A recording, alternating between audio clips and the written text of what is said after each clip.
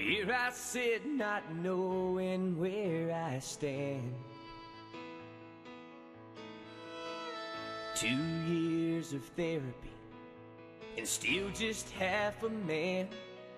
It's not uncommon for a country artist to write from personal experience, but Stephen Cochran's new single Pieces, in which he describes being on the brink of suicide after 4 years in Iraq, is as raw as it gets. No one understands and you scream for Jesus.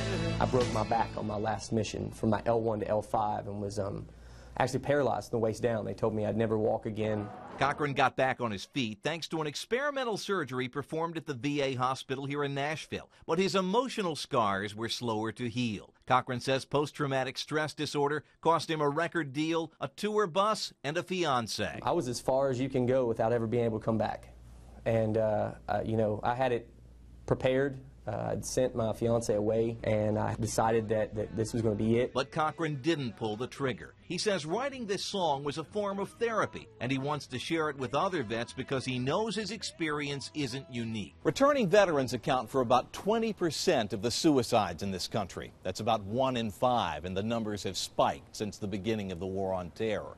Experts think one reason may be is that only about half of those with PTSD seek treatment. I'm hoping that we can reach those veterans that are sitting in their house, that won't come out, that won't come and talk about it, or that lock themselves in there with alcohol or drugs or even workaholics. The reason I'm here today is to talk about the war we're losing here at home. The video for Cochran's single includes a personal message endorsed by the VA, and at least one of the major video channels, the Country Network, has agreed to air it every time his song is played. I want to let you know you're not alone.